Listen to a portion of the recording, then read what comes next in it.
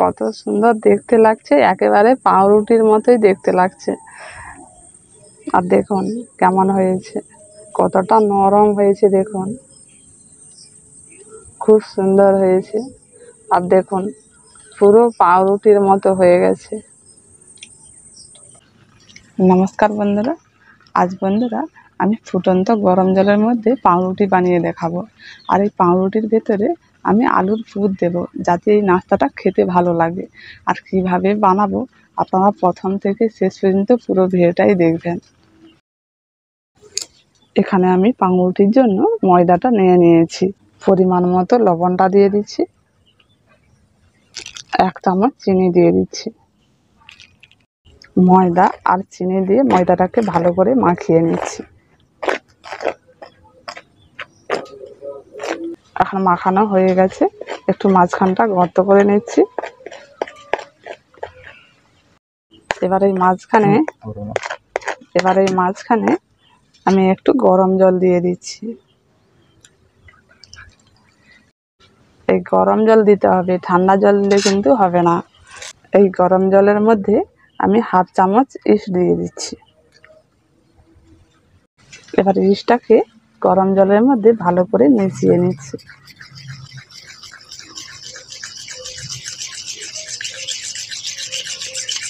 এখন দেখুন খুব সুন্দরভাবে মেশানো হয়ে গেছে। এবার ময়দাটাকে আস্তে আস্তে করে মাখিয়ে নিচ্ছি, মাখিয়ে একটা ডো তৈরি করে নেব। ডোটাকে বেশি শক্ত করা যাবে না, একটু নরম করে করতে হবে।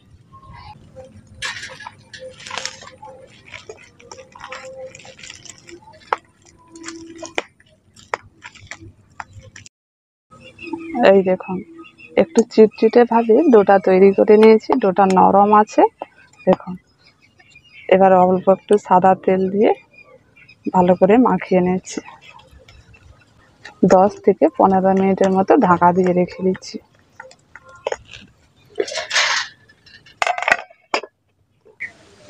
এখানে আমি আলুর পুরটা বানাবো, বানানোর জন্য এখানে কড়াই আমি তেলটা দিয়ে দিচ্ছি। ওই গরম তেলের মধ্যে একটি তেজপাতা হাফ করে দিয়ে দিচ্ছি, অল্প করে কালো জিরে দিয়ে দিচ্ছি। এখন ফোড়নটা ভাজা হয়ে গেছে, সামান্য একটু হলুদের গুঁড়ো দিয়ে দিচ্ছি। 3টে কাঁচা লঙ্কা হাফ করে দিয়ে দিচ্ছি। 1 চামচের মতো আদা বাটা দিয়ে দিচ্ছি। আদাটাকে একটু ভালো করে ভেজে নিতে হবে। রংটা একটু ভালো আনার জন্য কাশ্মীরি লাল লঙ্কার গুঁড়ো অল্প করে একটু দিয়ে দিচ্ছি।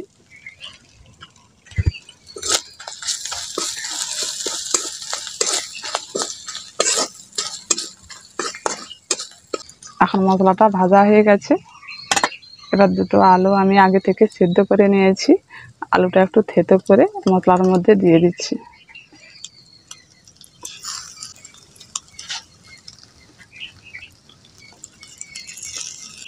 পরিমাণ মতো লবণটা দিয়ে দিচ্ছি। নাড়াচাড়া করে আলুটাকে একটু ভালো করে ভেজে নেব।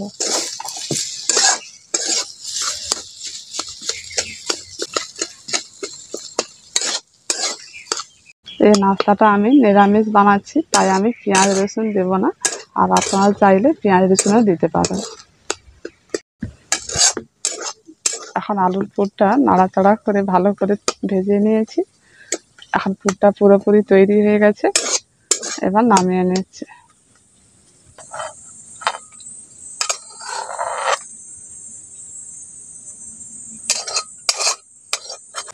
এবার পাউরুটির জন্য জলটাকে ভালো করে ফুটিয়ে নেব। কড়াটা বসিয়ে দিচ্ছি, ওই কড়ার মধ্যে এখন জলটা দিয়ে দিচ্ছি।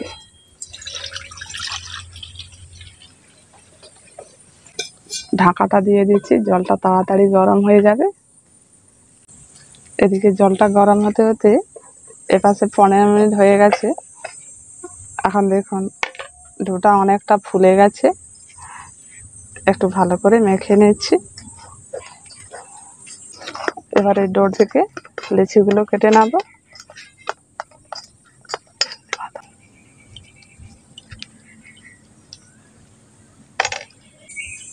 এখানে আমি 4টা লেচি করে নিয়েছি। এবার লেচিগুলোকে একটু গোল করে নিচ্ছি।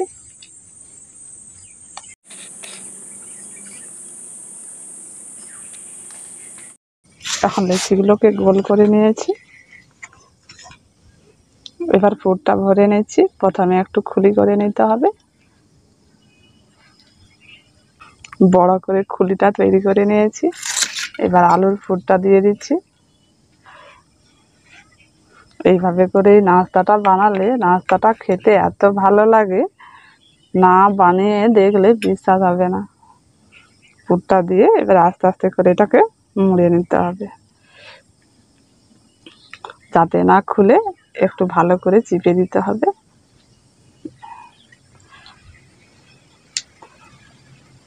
এবার এটাকে আস্তে আস্তে করে গোলটা করে নিতে হবে।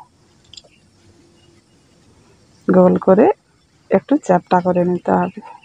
দেখুন খুব সুন্দর হয়ে গেছে।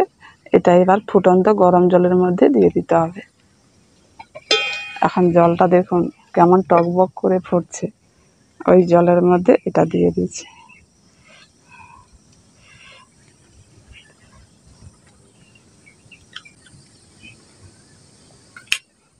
আলুর পুরটা দিয়ে ভালো করে এইভাবে করে চিপে দিতে হবে। একই রকমভাবে এটাকেও তৈরি করে নিয়েছি। এটাও আবার গরম জলের মধ্যে দিয়ে দিচ্ছি। এটাকে ফুটন্ত গরম জলের মধ্যে দিয়ে দিচ্ছি। ঢাকনাটা দিয়ে দিচ্ছি। ঢাকা দিয়ে 10 মিনিট ধরে এটাকে ফুটিয়ে নেব। এখন 10 মিনিট হয়ে গেছে। ঢাকাটা খুলে নিচ্ছি। দেখুন কেমন সুন্দর ভেসে উঠে গেছে। এবার এটা পুরোপুরি হয়ে গেছে। এবার নামিয়ে নিতে হবে। কত সুন্দর ফুলে গেছে দেখুন।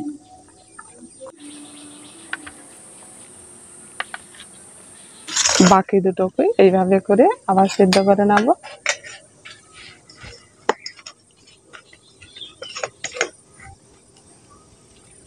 এবার এই দুটোকে ফুটন্ত জলের মধ্যে দিয়ে দিচ্ছি। এবার ঢাকাটা দিয়ে দিচ্ছি। ঢাকা দিয়ে 10 মিনিট ধরে ভালো করে সিদ্ধ করে নেব।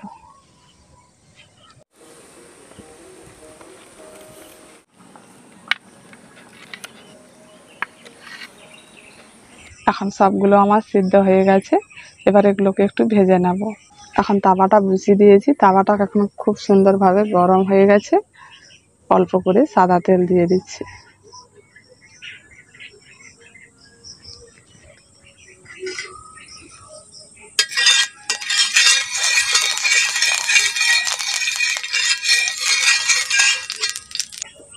এবার গরম তাওয়ার মধ্যে একটু একটু করে এগুলো দিয়ে দিচ্ছি।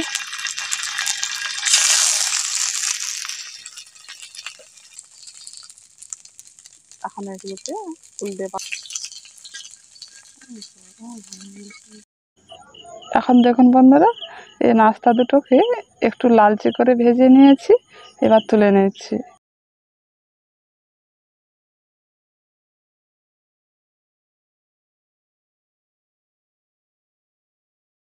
বাকি দুটোকে এইভাবে করে ভেজে নেব।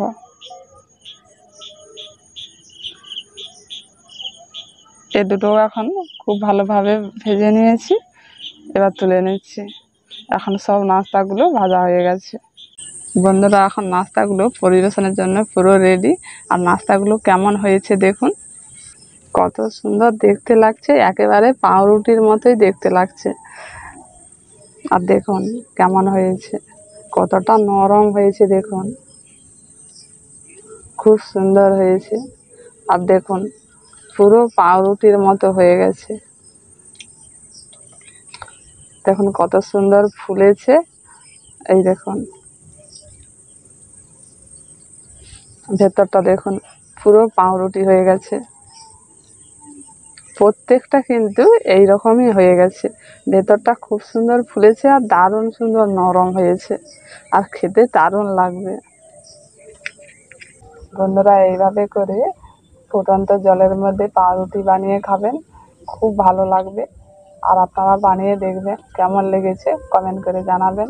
সবাই ভালো থাকুন, সুস্থ থাকুন। আজকের মতো এইটুকু।